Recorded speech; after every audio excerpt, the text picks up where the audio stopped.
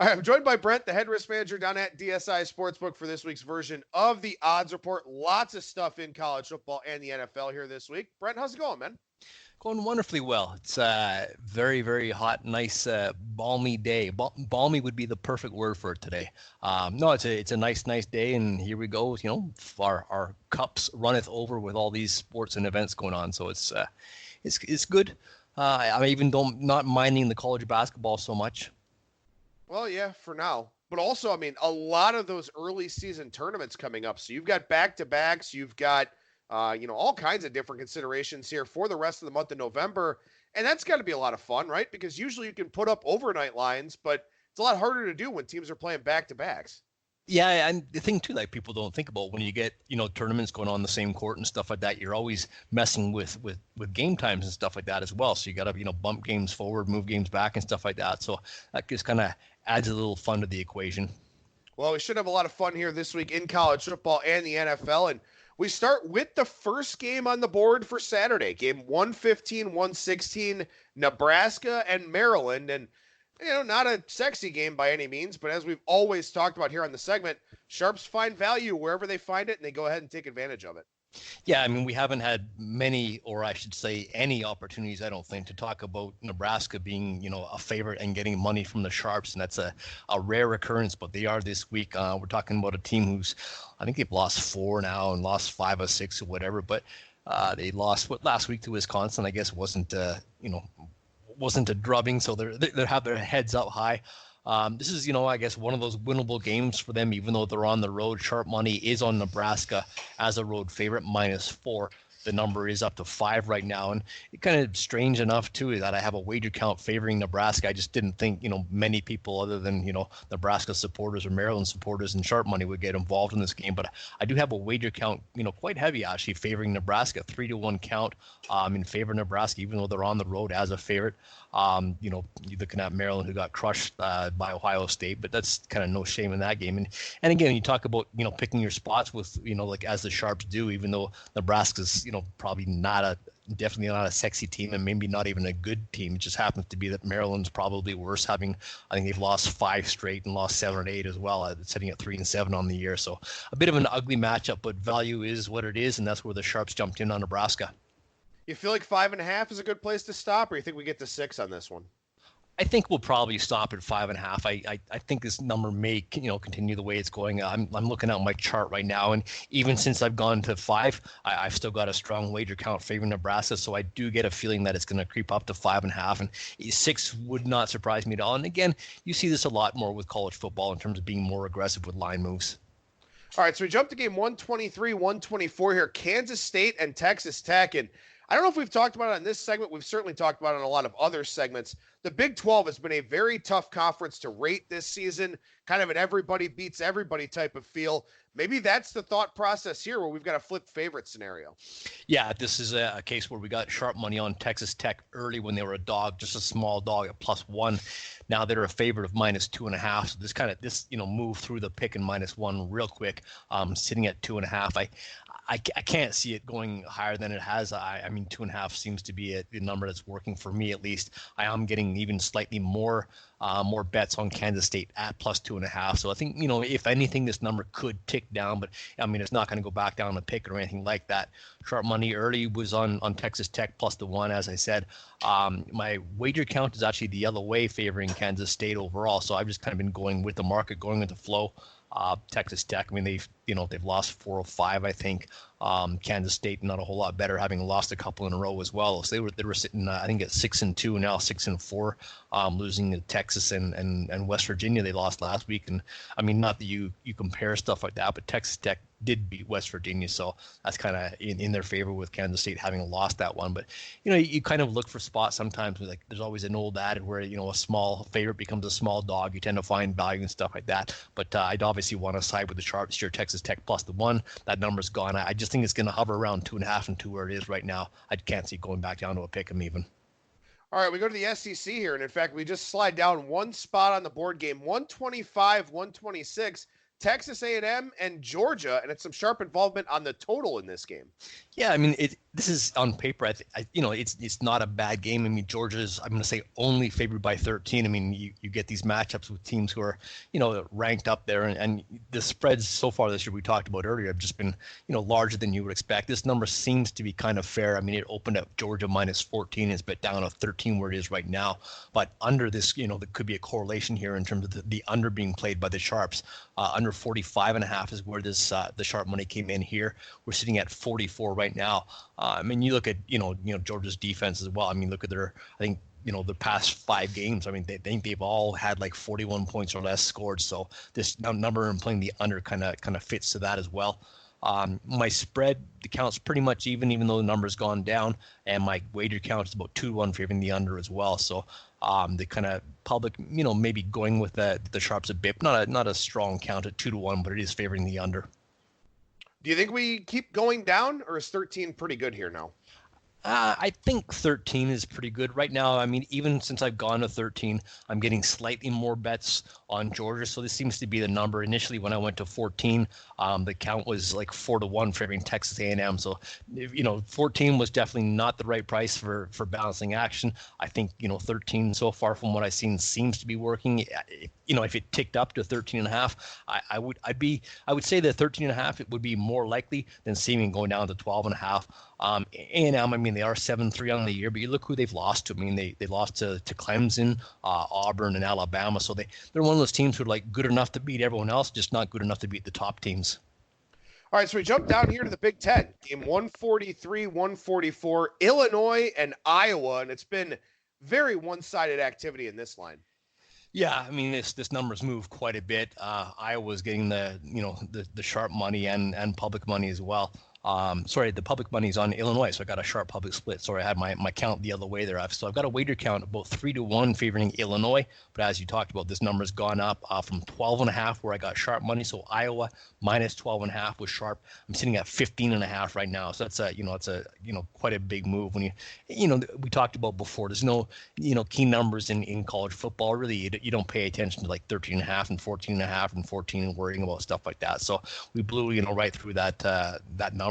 Illinois is an interesting side in that I think they've won 4 straight and they beat Wisconsin as well by 1 point. And that first win against Wisconsin, they'd actually been on a losing streak of 4 games. So they lost 4 in a row. Now they won 4 in a row, and now they're here going to Iowa. But it looks like Iowa, landslide in terms of the sharp money and the way this line's gone. One thing I do want to ask you about here, this is not a game with any sharp action, but game 149, 150 is Minnesota and Northwestern. Can you remember a season with this many FBS totals in the 30s? I feel like it's just an inordinate number of them this year. Yeah, no, definitely. I mean, it's almost strange sometimes. And you look at all these games, even like, you got double-digit favorites and stuff like that, where the people are betting the favorites and they're betting the prices to the totals down and stuff like that. You didn't see a whole lot of that. Usually there was more of a correlation between the favorites and overs and dogs and unders and stuff like that. I haven't really got any action on the total per se. I'm just small dribbles towards the under, but nothing of note. But yeah, it's a real low number, open low as well. At 41, I think in the first place that's a low number. But if you look at it, like we talk about the correlation of numbers, this number opened Minnesota minus 12 or 12.5. It's been bet up on the favorite to 13.5. At the total open low at 41, it's been down to 39 or 39.5. So going in different directions there. Yeah, and I mean, we've seen that. You and I were talking before we started recording. We've seen that with Utah a couple times. I know their game against Cal, I remember very vividly, got bet up from like 17 to 21, and the total in that game was like 38-39, and Utah did cover the number there in that one. Last night even, Akron and Miami of Ohio, 31.5 point favorite, total in the mid-40s. That line did come down on the Akron side, but I was just thinking, man, I can't remember a college football season like that with so many low team totals and so many high spreads and low totals. It's been crazy. Yeah, it's interesting though that the numbers seem to have been accurate in a lot of those cases. Like games are, you're getting favorites covering 27.5 points, and games are going under 44.5 and stuff like that. All right, so we jump down to game 211, 212 here. Penn State and Ohio State. Ohio State big time favorite here, even though this is a top 10 showdown. The total has got the sharp action though. Yeah, this number on the spread really hasn't moved much at all. It opened at 18, it's kind of ticked up to 18.5, or 18 is hovering around that number. Of course, Ohio State, we talked about how just the discrepancy between, say, the top six and kind of like the rest of the top ranked teams, the gap in terms of the spreads too, really reflect like it seems to be a real big discrepancy between the top, say, like I said, 6 teams and kind of the rest. This number has kind of been working for us, the 18 and 18.5. So I don't have I've got a slight count favoring Penn State. So I'm sitting at 18 myself. Other books, like I said, are at 18.5. But sharp money was on the over in this case. So we got a favorite here with a heavy favorite at 18.5, and the total going over 55. That's where the sharp money came. I'm sitting at 57.5 right now. So you just got to, from what I've seen, Penn State's going to put up some points. They're certainly capable, and that offense of Ohio State is just, it's just pretty much devastating. So, yeah, I can see this one. I kind of on the side of the sharps. My wager count is about 2-1 favoring the over as well. And again, just kind of no surprise in the public bets a game over. So not a strong public count involved. They usually don't get as involved in these games until the Saturday, of course, unless they're finding some value on a side, usually on a big favorite or what have you. But so far, just the over 55 is where the sharp money came. And I kind of hope I get some money back the other way because I like where this one's going. But I'm 57.5 right now. I have a feeling this number is going to continue to tick up. It's going to hit at least 58, maybe more. Here's something I want to ask you about here before we transition over to the NFL. At this time of the year in college football, in week 13 in particular, you've got look-ahead situations to the big rivalry games next week. You've got teams that have to win out to get bowl eligible, teams that only need one more win to get bowl eligible. How do some of those factors, get accounted for in either the risk management process or in the making of numbers? It's more like in the making numbers. The risk management process doesn't really change much, but just in terms of the numbers, you kind of do factor into. We talked before, weeks ago, how you get to the point when the ranking comes out where you're looking at teams who kind of have feel the need to win and win big, especially if you got some teams that are on the brink with one loss teams or like that, or teams who haven't lost yet, who are just kind of haven't got the the vote in the top 4 and stuff like that. So you do kind of factor in that teams who maybe you think might light up early in the season are definitely they're not going to do that late in the season. The look ahead games, I mean, you kind of hope that stuff doesn't really exist, and maybe in the NFL more so because these are quote unquote professionals. But I think it's hard for players, maybe not coaches, to look ahead to games, and especially I think even more so is when you get sandwich spots, when maybe you play like a top 10 ranked team, and then you've got a dud of a game, and then you've got a interstate game the following week. I think sandwich spots maybe come into play more than just looking ahead if there was nothing prior to that. I mean, maybe we'll have some specific examples next week, but let's say, we're in week 14 and you've got a team that's 5-6 against a team that's, say, 2-9, something like that. Would you move more aggressively if you start seeing money come in on that 5-win team that needs one more win to get bowl eligible? Yeah, I mean, you kind of factor that, like I said, what we try and do is factor that stuff into the opening number. Once the number is open, you try and manage it the same way as you would whether it was week 1 or week 13. You kind of try and do things the same way in terms of your risk management profile. You have risk management profiles for games and stuff like that. But you're a game like that, if you're talking about teams like that with records like that, you do want to be more aggressive in cases like that, just because you're not going to get the same amount of volume in order to be able to balance your action. All right, so we go over to the NFL here, where it's week 12, Sunday, November 24th, and obviously the following week we've got 3 Thanksgiving games to worry about, so it'll be a very quick turnaround for you down there with the NFL. But as far as this week goes, we see 254, Denver and Buffalo, and this is a game that's been moving throughout the week and even moved down a little bit more today. Yeah, actually, it moved down just as we spoke. Actually, I mean, when I was sending this stuff out, I was looking at the number, and it was Denver +4.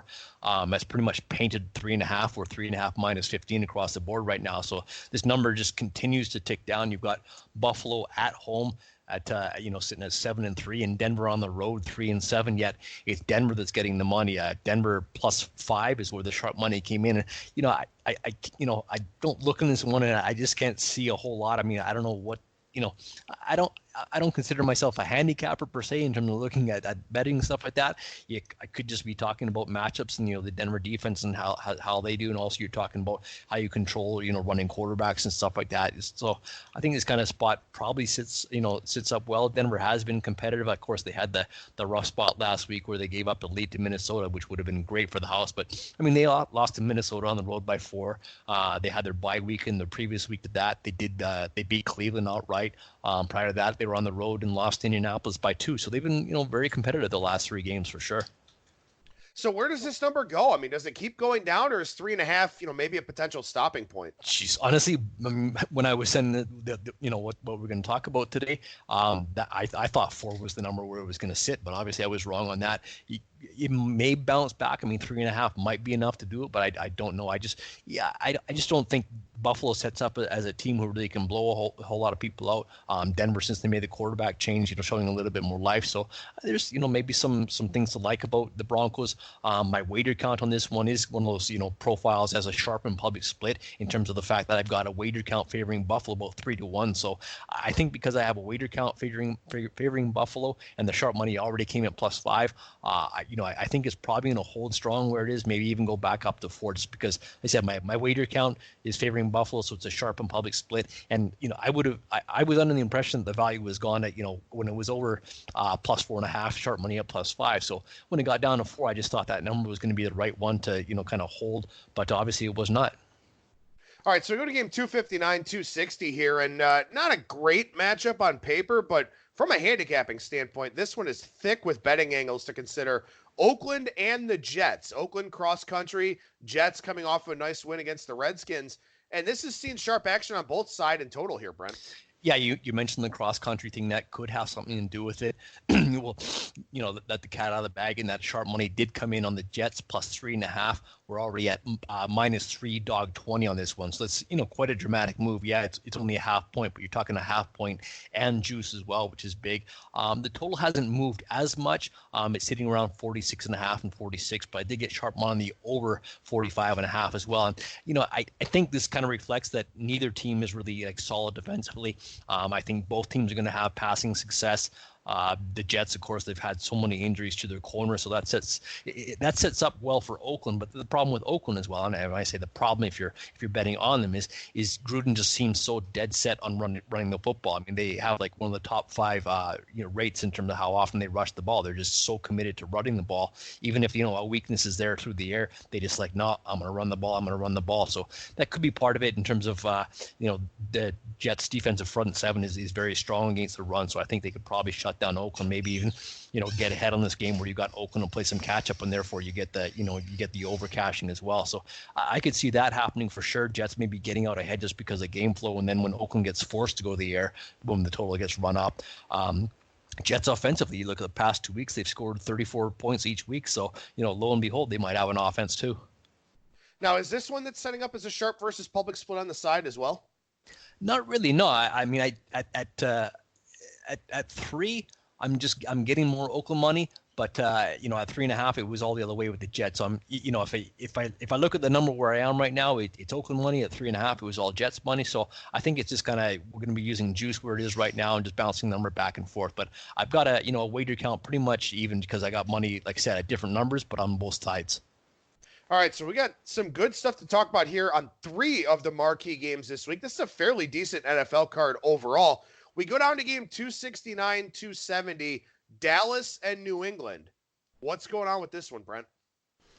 Well, I'm just tired of talking about how we need whoever New England is playing. That's basically the song and dance we're going through again here. I mean, New England just keeps on winning. They keep on getting the betting support.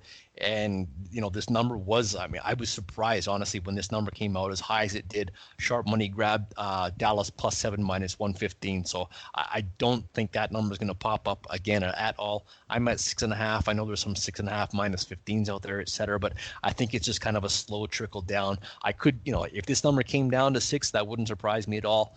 New England usually gets the public money, so I could see that coming in. Right now, my count slightly favors New England, but it's not, dramatic because, we are talking about, quote unquote, America's team here with Dallas. But, if you look at the numbers. It's one of those things where the numbers suggest one thing and kind of the narrative suggests another thing, just because New England's 9-1. I mean, their passing offense is their pass offense is decent. Their rushing offense is just not very good. Their defense has been well, but then if you look at the numbers, it's kind of like they're just okay. They're not as kind of good as the results have seen, and they get a real big test. I mean, they're basically going against the best offense in the league right now with Dallas. They're top three, I think, both in passing success and rushing success. So it's kind of, if you shut down one thing, they got another thing to go to. So I just don't see how Dallas doesn't stay within 6 points in this game. And we've talked a lot here on the show this season about how, if you want to tease a game, you want to try and get through 3 and 7, whether you're teasing a favorite down or teasing an underdog up. But that being said, you and I both know the idea of teasing New England down into the pick'em range going to be very popular. And you've got a few games in that range: Pittsburgh, Cincinnati, Giants, and Chicago. A Dallas outright win might be pretty good for you guys this week. Yeah, Dallas outright would be very good for us. Yeah, I mean, it's, as you mentioned, the only thing too with teasers, of course, you gotta get a couple sides. You don't just get one. And New England down to a pick, yeah, that does look very attractive on paper. But I don't know. I just got a feeling that it's gonna be a very competitive game, and Dallas winning outright wouldn't surprise me at all. Now, just to reiterate, that was +7 without buying a half point, right? There was actually Correct. +7 out there. Okay. Yeah, that was 7 minus 115. Have you seen a decent amount of numbers grabber type people buying this up to 7? No, I haven't seen a whole lot. No, most of my action yesterday, even at +6.5, I've got decent money on Dallas as well. My count, pretty much even at that point as well. Just the early grab on the +7, but no, most even at 6.5, I'm pretty much even.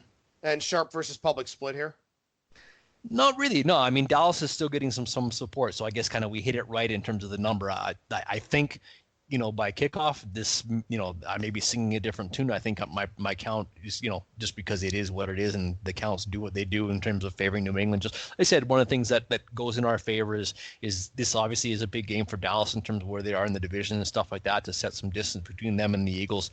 And, they're still, one of the more marketable teams in the league as well. They're a high profile team. So I think Dallas is still going to get some support. I don't think my count's going to be, way one-sided, but I still think we're going to need Dallas come kickoff. All right, we got 2 good primetime games this week, which I don't know if that's happened at all this season, where both primetime games have been pretty good. Maybe once, maybe a couple of weeks ago. But the Sunday night football game here, 271, 272, is Green Bay and San Francisco. And you kind of got the standard issue 3-point favorite here in this one. Total's seen some sharp action, but how about the side first? Side, no. I mean, I've got so many questions, I think, about San Francisco on this one in terms of the offense. You're talking about, Kittle, Deebo Samuels, Breida, Sanders. They just had so many injuries and stuff like that on the offense. So they're obviously not, bringing all the weapons. So I'm sitting at 3 minus 120 right now. Most of the market is either 3 minus 120 or 3 minus 115. Since we've been on 3, my wager count is he's almost dead even. It's as close as can be. So I haven't had sharp money on the side, just on the total on this one. The number has gone up quite a bit. And, sometimes you like a mulligan. If we had a redo on this one, I'd probably open up at 48. I'm 47.5 right now. A couple of 48s have popped up this afternoon, so I'm probably going to go that way as well. I have a wager count about 3-1 favoring the over, and 44.5 is where I got sharp money. So I got sharp and public, no surprises, especially with Green Bay involved, going on the over. So I got sharp and public money on the over on this one. And, San Francisco, they do a whole lot well offensively, of course, and Green Bay is obviously going to put up a whole lot of points. But the thing with Green Bay in terms of matchups and stuff like that, you have to dig a little bit deeper, and how Green Bay does versus running backs who both rush the ball well and receive the ball well. They really struggle in those spots. They struggle versus tight ends as well. And I think both of these teams are going to have trouble containing one another. Like I said, you kind of expect offensive success from Green Bay. And, the injuries, to San Francisco, maybe what kept this number where it is. But obviously, the sharp money wasn't concerned about that at over 44.5, and even since then it's just been public money going the rest of the way on the over. Even since I think at 47.5, I'm kind of finally getting two-way action, so that's the number that's kind of working for me right now. But I think kind of if I see more 48s pop up, I'll probably go with them, just because I think that's the direction this one's going. Any chance we either go 3.5 or 2.5 on the side? I would say a 3.5 would be more likely than a 2.5. I just think this number is a little. I'm surprised it's still sitting on 3. I honestly I thought it would be 3.5 by now. I think Santa Fran's probably going to get the support. If maybe one of those two guys are confirmed that they're going to be, or one of those guys are going to be confirmed that they're in with respect to Kittle, Samuels, Breida, Sanders. That's probably what's holding the number 3. But 3.5 would not surprise me at all. 2.5 would. Well, and again, of course, I mean, this is the Sunday night football game. So you're going to have people kind of chasing from Sunday, whether they're trying to add on to their bankrolls or catch up with some losses. And, of course, we record this on Thursday evening. So still plenty of time for that Green Bay-San Francisco line to move around, and even more time for game 275, 276 on Monday Night Football to move around. That is Baltimore and the Rams. And you've got an interesting home dog situation here on Monday night. Yeah, I mean, this number, the look-ahead number here was Baltimore -1. It was up as high as 3.5, and that's where I got sharp money this one. So sharp play on the Rams plus 3.5. We're sitting at -3, -115 right now. I know there's some 3 -20s, 3 -15s out there. We're sitting at 3 -115.